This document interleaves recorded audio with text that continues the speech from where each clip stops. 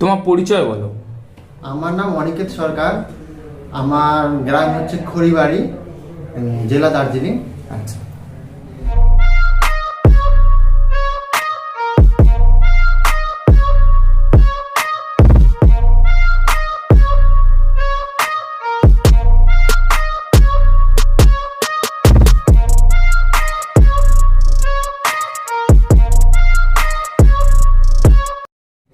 তো কতদিনের কোর্সে তুমি ভর্তি হয়েছো?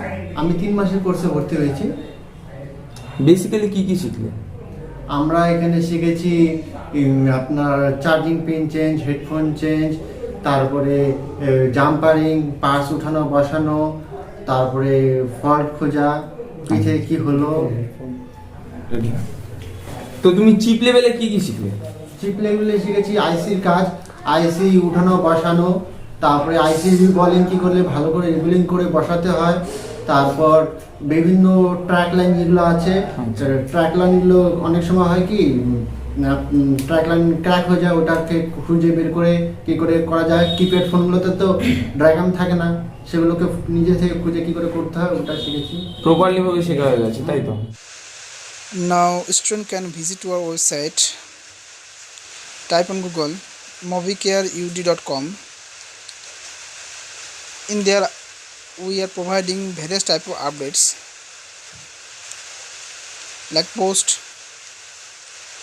as well as we are providing the service manual and also the training courses, and there has many syllabus related mobile, laptop, desktop, and you can visit to our download link that is totally free, and various type of software updates, and you also download from there and using our password mobicareud.com.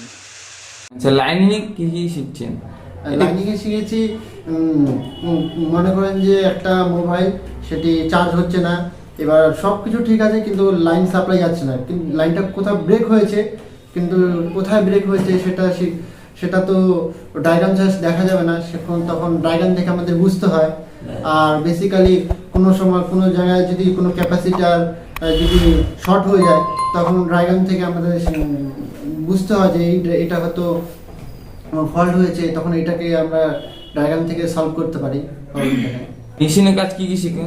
মেশিনের কাজ যেমন শিখেছি বিভিন্ন রকমের SMD machine চালানো, মানে SMD মেশিনে বিভিন্ন পার্টস ওঠাতে কত হিট দিতে হয়, কি দিতে হয়।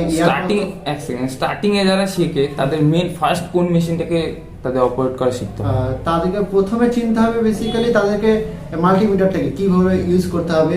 এখানে বিভিন্ন মোড আছে, সেগুলোকে জানতে হবে, কোথায় কি করতে হয় সেটা জানতে হবে, তারপরে করতে হবে। শিখতে কোনো অসুবিধা তো না, শিখতে কোনো অসুবিধা নেই। সফটওয়্যারে যদি কিছু জানে থাকেন তো বলতে পারো। বেসিক্যালি সফটওয়্যার আমাদের খুব বেশি দিন হয়নি, আমাদের এখন অল্পই হয়েছে। স্যামসাং এর যে সফটওয়্যার ঠিক আছে, ওটা কাজ চলছে, তাই তো? ঠিক আছে। তো এখানে শিখে কেমন লাগলো? না, এখানে শিখে তো ভালোই আছে, স্যারও খুব ভালো, আমাদের সম্পূর্ণ সহযোগিতা করেছে। আর কখনো যদি আমাদের কোনো প্রবলেম হয়েছে, স্যার আমাদের দেখেছে, তো প্র্যাকটিক্যাল ভাবে একদম সামনাসামনি ভাবে হেল্প করে দিয়েছে। ঠিক আছে।